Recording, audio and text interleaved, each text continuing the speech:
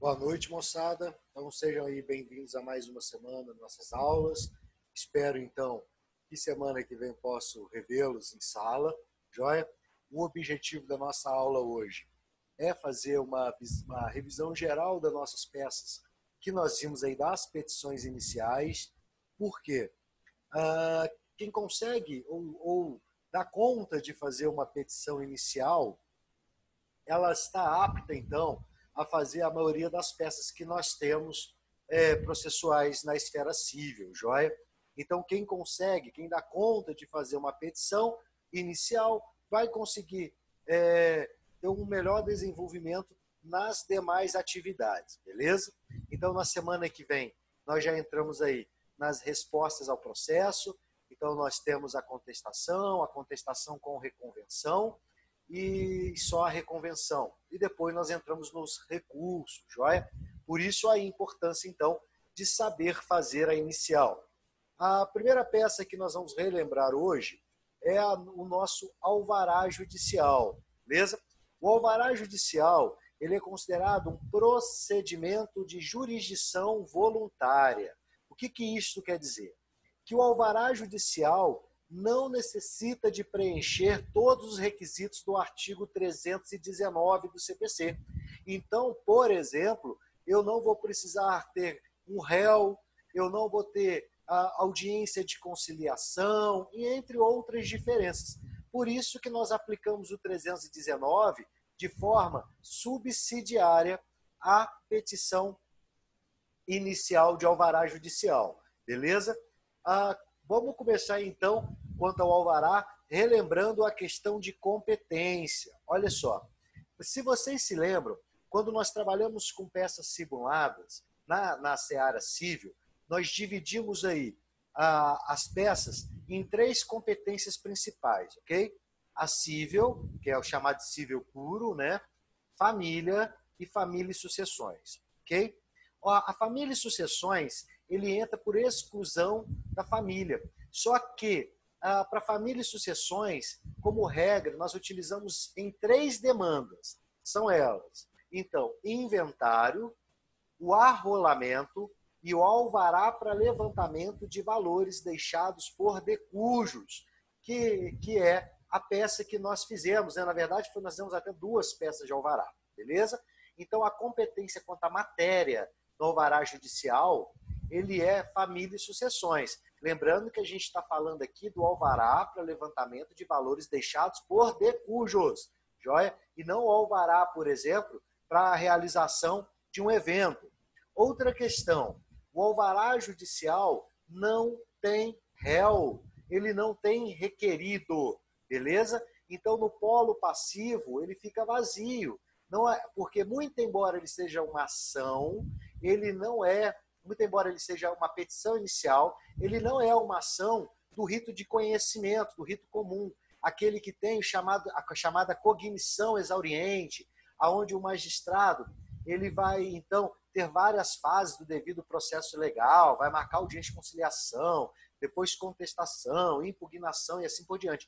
O procedimento de jurisdição voluntária, aqueles que estão expressos lá no artigo 725 e seguintes, esses, eles não necessitam de ter, propriamente dito, réu, beleza? Então, nós não temos réu.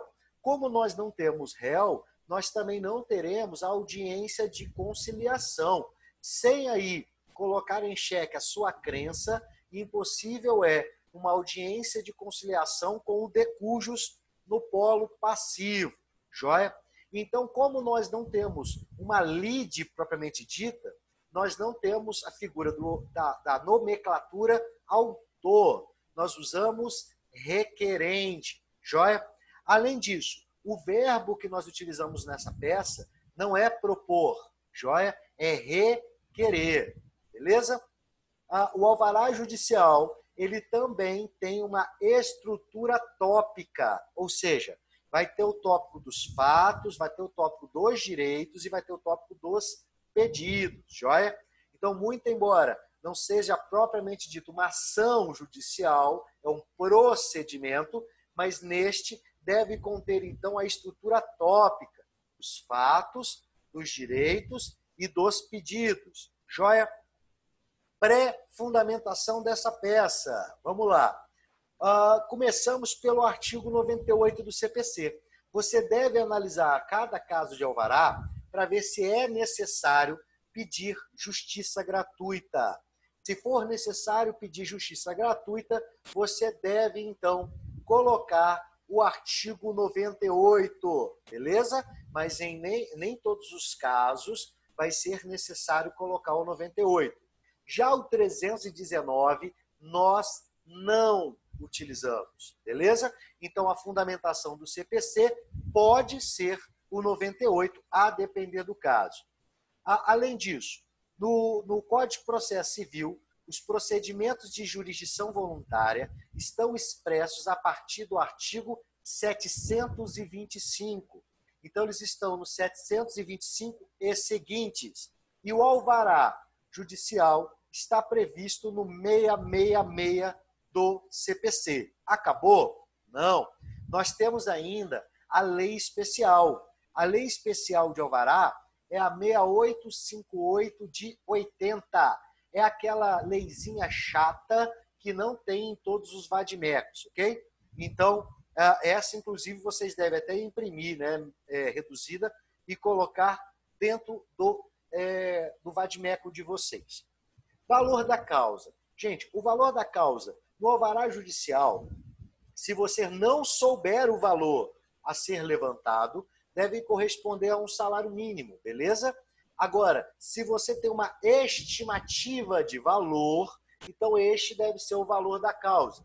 E por fim, e não menos importante, muito embora seja o melhor pedido da petição, no alvará não vai ter, que é a condenação em custas processuais e honorários sucumbenciais. Como não há réu, não tem como você pedir a condenação em custas e honorários, ok?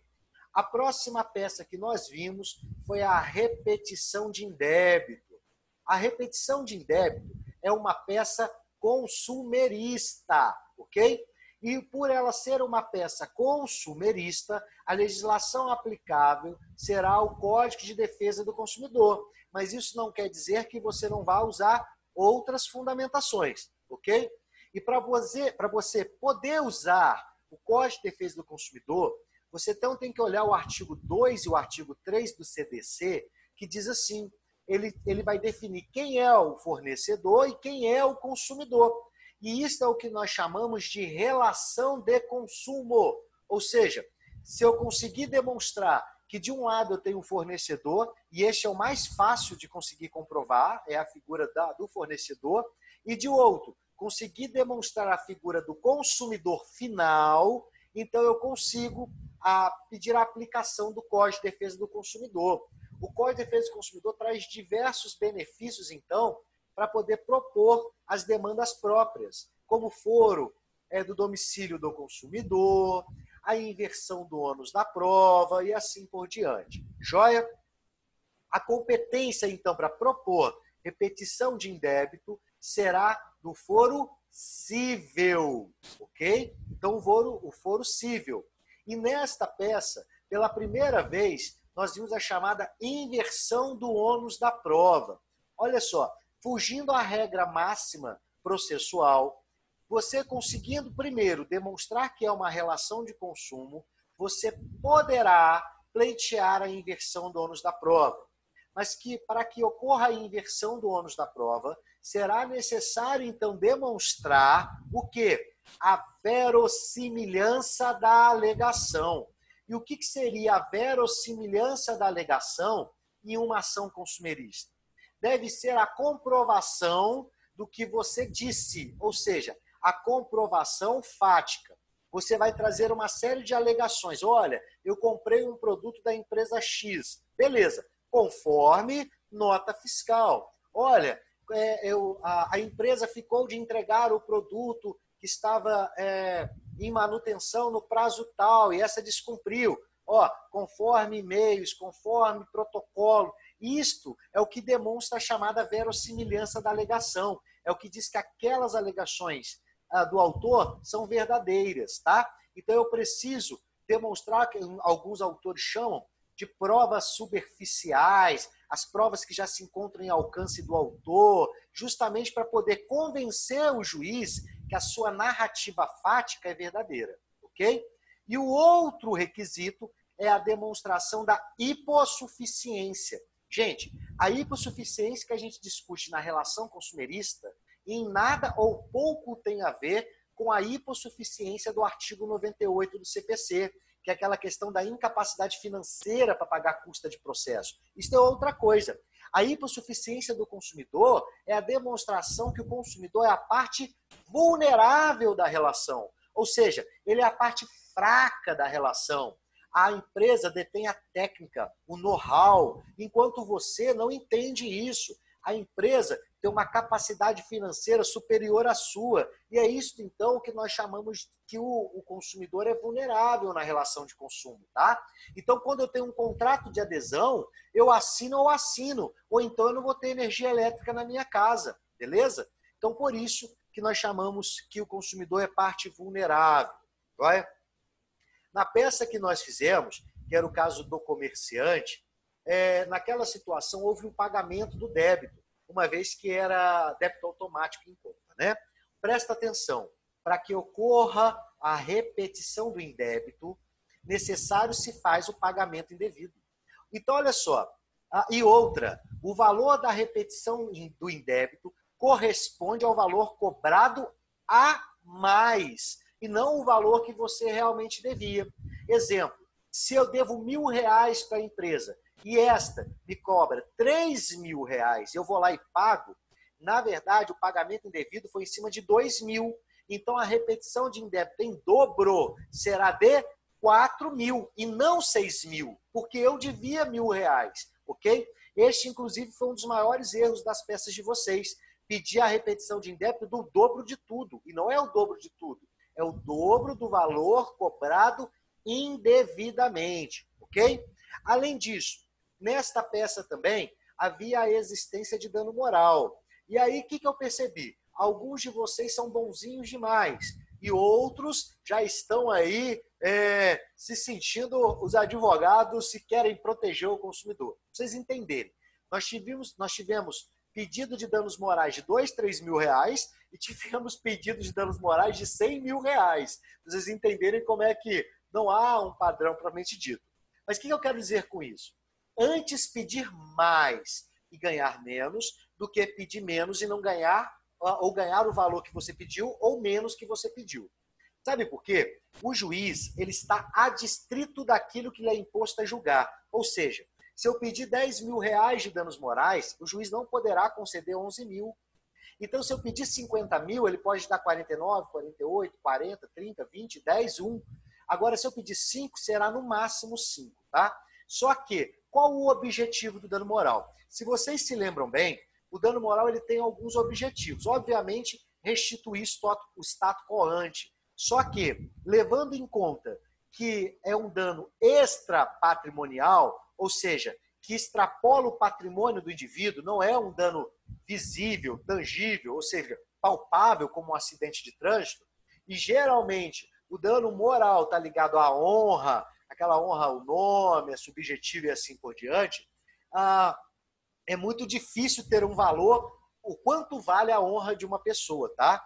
Só que eu deixo aí como sugestão de pesquisa para vocês, depois vocês olharem a tabela de condenações ou de patamar de condenação do STJ. E, infelizmente, o STJ tem dado tem soltado algumas tabelinhas de quanto vale o dano moral por perda de membro, inclusão indevida em SPC e Serasa. Isso não é muito legal, porque cada caso é um caso, mas existe um patamar, então, que o STJ tem utilizado aí, lembrando que não é regra, que cada caso é um caso. Mas depois vocês dão uma olhada nessa tabela do STJ, tá? Quanto à pré-fundamentação da peça, vamos lá. Você deve analisar se cabe ou não cabe justiça gratuita. Se couber justiça gratuita, você deve, então, colocar o artigo 98, beleza? Pedi.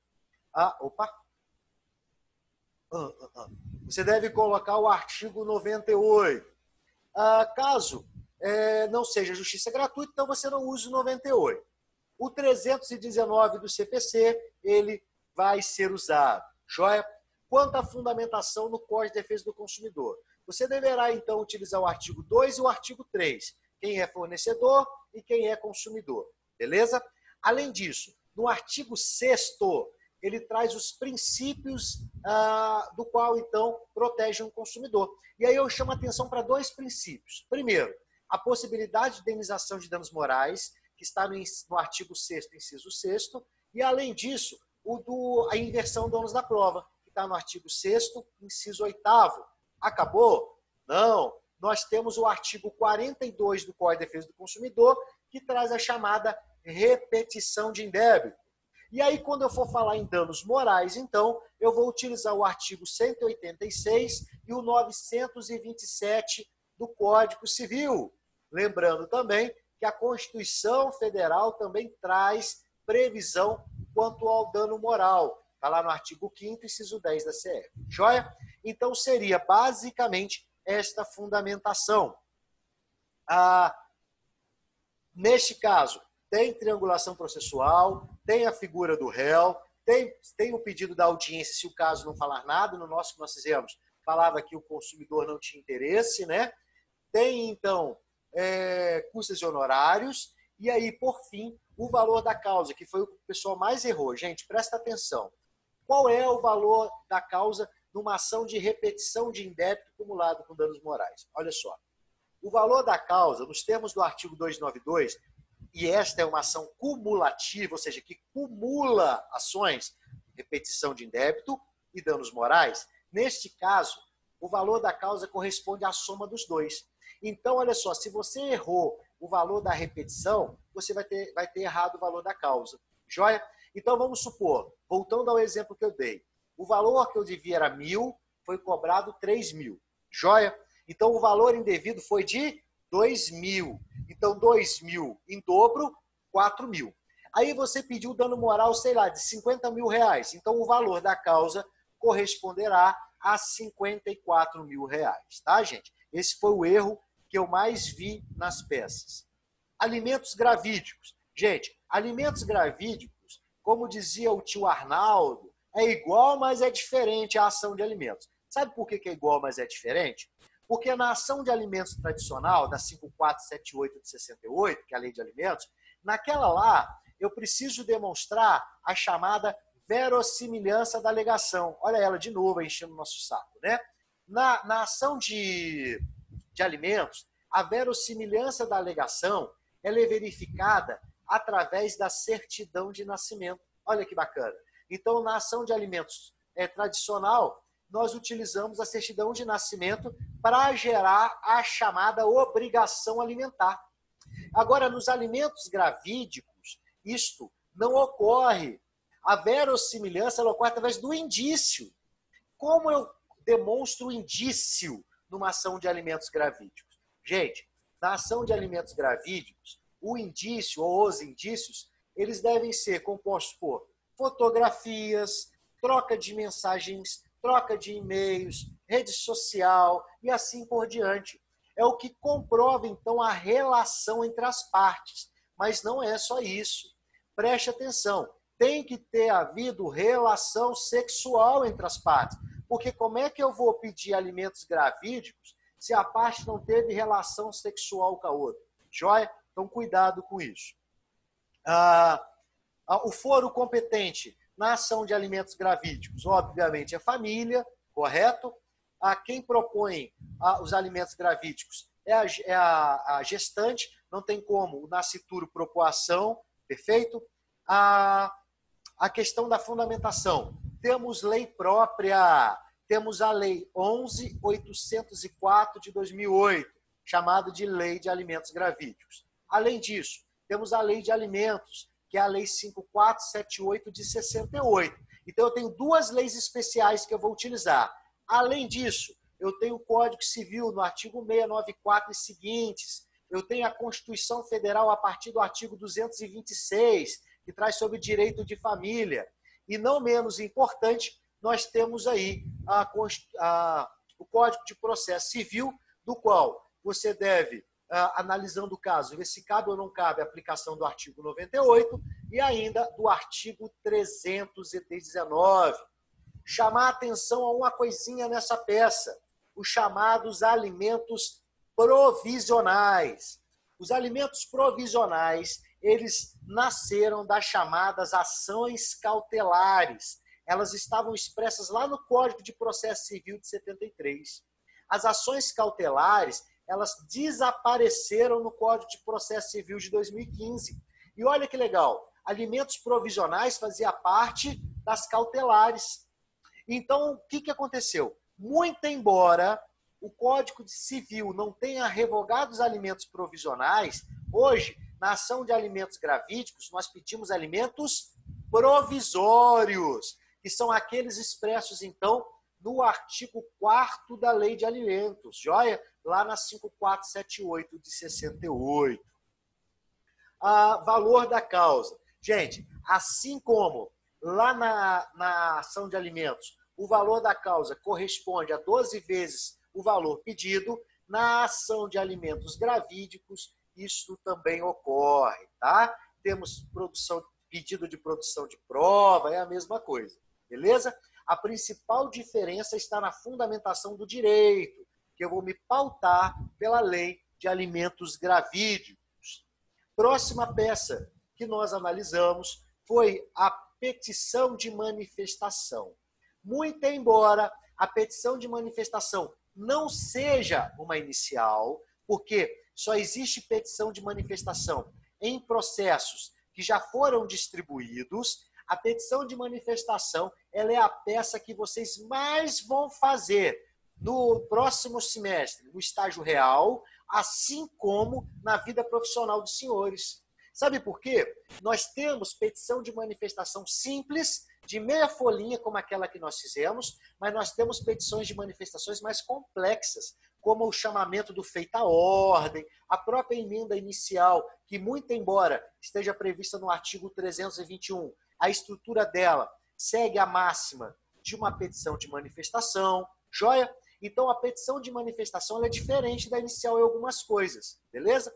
Vamos lá ver quais são elas. Olha só, primeira coisa, o endereçamento da petição de manifestação, ele já vem pronto no caso para você. Lembra que no nosso caso que nós fizemos, tinha até a cópia lá da intimação do réu?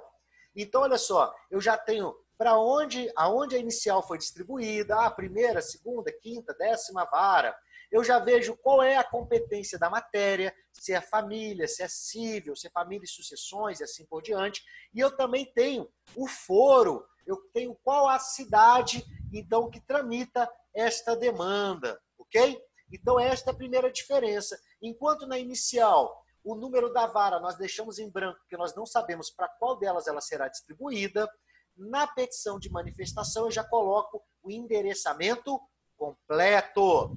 Joia? Segunda diferença, que na petição de manifestação eu tenho o número do processo.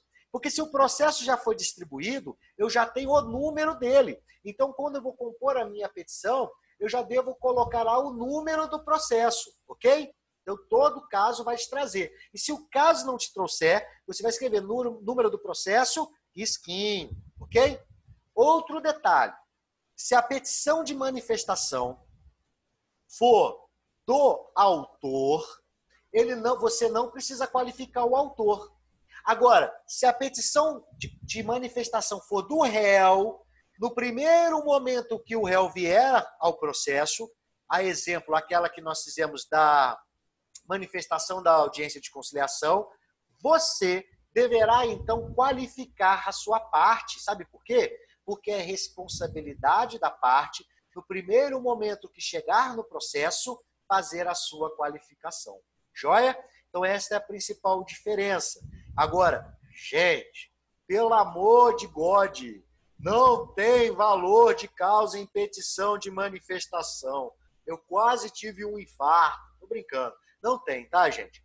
E outro detalhe, não tem separação de tópicos. A petição de manifestação, eu acabei de fazer ali a parte de cima da qualificação, logo abaixo, então já vou fazer um parágrafo e vou falar, olha, e vou localizar o magistrado. Ó, o autor foi intimado a fazer tal coisa. Ó, o réu foi intimado a fazer tal coisa. Eu já demonstro, então, para o magistrado o que eu vim fazer aqui. No parágrafo seguinte, eu já faço o pedido que eu quero. A juntada de documento, o pedido de alguma coisa, beleza? Então, essas são as principais pontos que a gente tem que discutir. Outra peça, a retificação de registro civil. Essa é aquela do nosso amigo Dart, o Dart Vaderson, né? Então, vamos lá, gente. A ação de retificação de registro civil, ela pode ser feita de forma administrativa, né? Lembrando que pode ser feito por simples petição, está lá na Lei de Registros Públicos. Mas, havendo a negativa e também respeitando o princípio da inafastabilidade da jurisdição, eu posso propor a demanda judicial sem fazer o requerimento administrativo, ok? Então, vamos lá. O que regula, propriamente dito, a ação de retificação de registro civil é a Lei de Registros Públicos, né? A chamada carinhosamente de LRP, beleza? Vamos lá alguns detalhes. Foro competente e domicílio do autor. Competência quanto à matéria civil. Por que eu estou dizendo isso? Porque os direitos da personalidade estão expressos lá do artigo 11, na parte geral do Código Civil. Se é na parte geral do Código Civil, é família, ok? Então está lá no artigo 16 o direito ao nome e sobrenome, que toda pessoa tem direito ao prenome e sobrenome. Joia? A qualificação deve ser feita completa, tanto do autor, tanto do advogado. Pré-fundamentação da peça. Vamos lá. Gente, primeira delas, Lei de Registros Públicos, que é a Lei 6015 de 73. Joia? Olha que legal. No caso que nós fizemos, existia uma previsão em lei da possibilidade. Sabe por que eu estou discutindo isso? Porque existe hoje outros entendimentos. Lembrando que, por regra, o nome é imutável, regra. Mas, por exceção, em alguns aspectos, o nome pode ser modificado, beleza? Então, uma das causas de possibilidade de modificação é quando a pessoa atinge a maioridade civil. Então, quando ele completa 18 anos, ele tem 1 ano de prazo, então, preclusivo para poder pedir essa alteração. E olha que legal, não é necessário demonstrar que o nome traz constrangimento. Joia? Isso é outra possibilidade que nós nem vamos adentrar aqui, porque nós temos a inclusão de nome notório, nós tivemos aí ex-presidente, ex-apresentador de TV que incluiu esse nome, nós temos aí a questão do gênero, da alteração do gênero, alteração de sexo, nós temos aí o nome vexatório, e entre outras situações mais, o erro de grafia, né? Então a nossa hipótese de cabimento está lá, na letra da lei, salvo engano, nos 56 e 57 da Lei de Registros Públicos, ok?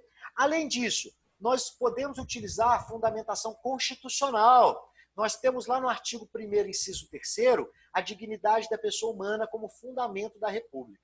Gente, eu vou te falar, como eu disse na nossa aula, né, quando nós fizemos esta aula há dias atrás, a dignidade da pessoa humana é o conceito jurídico mais difícil de ser definido.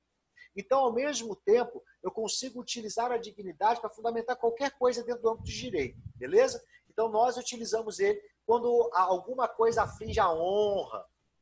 Além disso, nós temos o artigo 3º, inciso 4º, que traz, então, que o Brasil deve tentar aí não criar políticas para não ter preconceito contra a cor, raça, etc. Então, também é cabível o artigo 3º, inciso 4º. Além disso, quanto ao CPC, gente, no Código de Processo Civil, eu devo ver se cabe ou não cabe o 98, ok? Além disso, o 319, que vai caber. Acabou? Basicamente, tem o 16 do Código Civil, que eu já falei, né? Essa peça também tem estrutura tópica, então tem dos fatos, dos direitos e do pedido. Só chamar a atenção que não vai ter audiência de conciliação, joia?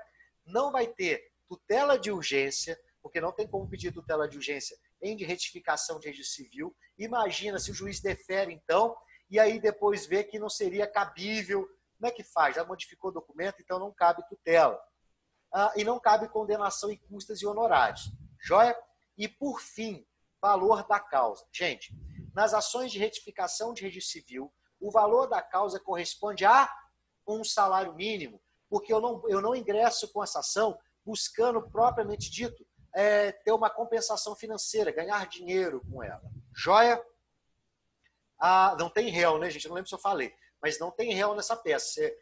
Teve gente que colocou lá o oficial do cartório. Ele não tem culpa, né? Então ele está, muito embora ele tenha feito uma conduta errada, que ele tinha que ter feito o procedimento, mas ele não é réu da ação. Muito menos a pobrezinha da mãe e do pai do Darth Davidson. Joia? Próxima peça. A anulação de negócio jurídico. Inclusive é a peça que o prazo estoura hoje, né, galera? Então não deixe para a última hora, porque a gente tem que fechar essas atividades aí. Eu estou louco para lançar notinha de vocês. Vamos lá. A anulação de negócio jurídico é outra peça de viés consumerista, em grande parte das vezes, tá? Por que grande parte? Porque eu posso ter negócio jurídico realizado entre pessoas jurídicas. Então, nesse caso, se ele não for consumidor final, não aplica o CDC. O que eu quero chamar a atenção? A anulação de negócio jurídico, lembrando que a gente tem como regra no direito a pacta sunt servanda, né? Que o contrato deve ser cumprido a qualquer custo, mas não quer dizer que mesmo que ocorra alguma nulidade processual, o pessoal está falando que não teve essa peça, né? Anulação de negócio jurídico, é verdade. Mas depois, quem tiver, eu vou explicar, quem quiser curiosidade depois de assistir a aula, eu acho bacana, beleza? Então, quem tiver curiosidade de assistir a anulação de negócio jurídico, tá lá no canal, não deixe de assistir não, que eu acho que essa peça é interessante e pode fazer falta para vocês no estágio e até na vida profissional. Então, eu vou explicar ela rapidinho, e aí vocês me prometem que vão assistir ela, tá? E aí tem que mandar lá no vídeo lá para a pessoa assistir. Vou pegar o pessoal. Vamos lá. Essa peça, anulação de negócio jurídico, para poder anular um negócio jurídico, existem algumas hipóteses de cabimento, joia? Dentre as hipóteses de cabimento, eu tenho aí os negócios realizados pelos absolutamente incapazes. No caso que nós analisamos lá, que nós fizemos, um absolutamente incapaz entrou na internet, comprou um terreno, financiado em, sei lá, milhões de vezes, não sabia a taxa de juros, e aí depois descobriu que o valor era exorbitante, etc. E aí ele era dependente do pai, não tinha renda própria, ele era estudante, e aí ele discute com o pai que estava passando dificuldade financeira, e assim continua o caso. É bem dramático o caso. Então, o que acontece? Nos termos do Código Civil, tá no artigo, se não me engano, 138 ou 166, agora eu não vou lembrar, ele diz então que os 166, 138, ele diz que os negócios realizados pelo absolutamente incapaz são anuláveis, joia? Então, eles são nulos. Então, o que acontece? Naquele caso, seria a hipótese de cabimento. A diferença é que, naquele caso, deveria ser pedida a tutela de urgência, tá? Eu não vou me aprofundar na peça para não confundir vocês, mas eu peço de forma carinhosa, não deixem de assistir lá essa peça, que ela está bem explicadinha lá, então não deixe para vocês não ficarem com falta, com essa falta, né, desse conhecimento. Joia? Moçada, eu dei uma aceleradaça aqui para poder passar as peças que nós vimos, beleza? Porque meu objetivo, então, na nossa próxima aula, já é passar contestação. E aí, o que eu vou fazer para vocês? Eu vou só pedir a vocês, os dias podem ficar tranquilos, que eu vou explicar para vocês em sala quanto à questão de devolução de peça, protocolo. Então, não precisem ficar assustados, tá? Se tiver peça para corrigir, pode ser entregue na outra semana. Fica tranquilo que eu vou explicar para vocês em sala como é que vai funcionar a sistemática do nosso estágio, tá? Então, pode ficar tranquilo. Então, eu só vou pedir, eu vou abrir para a gente poder discutir, bater um papo, mas eu vou pedir para a gente discutir sobre as atividades, e aí a respeito da questão do protocolo de atividade, devolução de peça, eu passo para vocês tudinho na nossa próxima aula. Ok, galera? Então, já antes de abrir o áudio de vocês, agradeço vocês imensamente esse período que nós passamos juntos. Nós tivemos aí sempre salas, pelo menos com metade da turma, pouco menos da metade, então as pessoas, eu vejo quase sempre os mesmos nomes participando. Isto mostra o comprometimento de vocês e acredite que isso faz toda a diferença. Quando eu vejo isso, eu vejo que vocês estão interessados, estão correndo atrás, mesmo com tudo que está acontecendo, tá, gente? Então eu me sinto satisfeito. Lembrando que esse estágio, eu disse isso, acho que nos vídeos para trás, o objetivo dele mudou demais, não tem como ser daquela forma que a gente estava sendo na primeira, segunda, terceira, quarta, quinta semana, daquele jeito, porque as coisas que aconteceram fizeram nós mudarmos, então eu tenho um interesse que vocês aprendam, entendam. Joia? Eu já me sinto satisfeito de ver o pessoal assistindo a aula, de colocando atividade lá, se esforçando, tirando dúvida, tá, gente? Então eu agradeço, eu me sinto satisfeito e feliz com vocês. Beleza, moçada? Vou abrir o áudio, então, para a gente poder bater um papo. Na verdade, eu vou deixar os áudios fechados, aí quem tiver questionamento, qualquer coisa, é só abrir para a gente conversar, tá? Que quiser mandar pelo chat também, fica à vontade, beleza?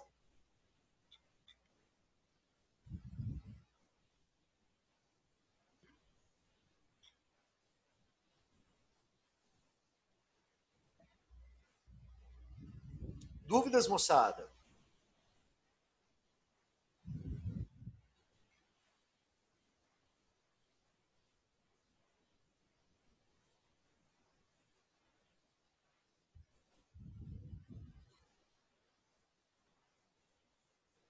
Professor, Eu vou colocar aqui para você, ó. Eu vou abrir o nosso quadro para quem quiser anotar o nome da peça, né? Aquela peça que eu comentei aqui para vocês assistirem. Não deixe de assistir não, moçada. Anulatória de negócio jurídico, cumulado com danos morais, com pedido de tutela de urgência. Então lá tá bem explicadinho sobre essa peça, tá, moçada? Quem tiver interesse de ver, tá aqui, ó.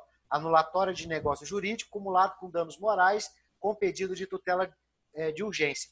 Tá lá no YouTube, lá no mesmo local das aulas de vocês, eu coloquei a aula da outra turma. Então é só vocês procurarem lá, tá? Deixa eu abrir o chat de vocês aqui. Beleza. Mais dúvidas, moçada? Só fechar esse trem aqui, ver como é que fecha. E aqui. Pronto.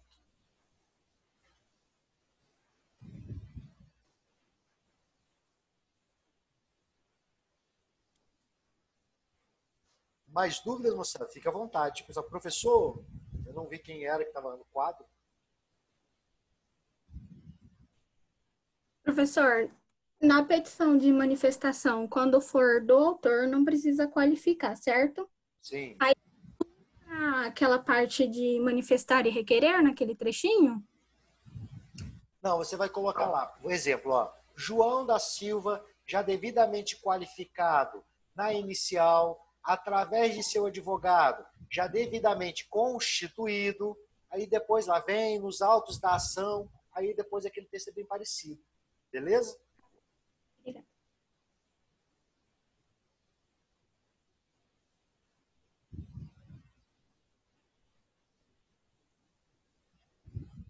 Mais dúvida, moçada? Nós temos 1 minuto e 30.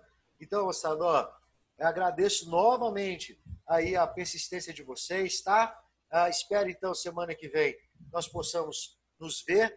E aí lá eu explico como é que nós vamos fazer a atividade, entrega, protocolo. Pode ficar tranquilo que eu explico. Eu gravo para vocês também, deixo gravado. Para quem não conseguir ir na aula, né?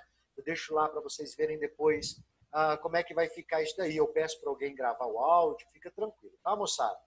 Então, me coloca à disposição, se tiver dúvida, pode mandar mensagem lá que a gente responde, né, na medida do possível, tá, moçada? Então, muito obrigado de novo, boa noite para vocês, tá? Espero que todos vocês estejam bem para o nosso retorno. Beleza, moçada? Muito obrigado, então.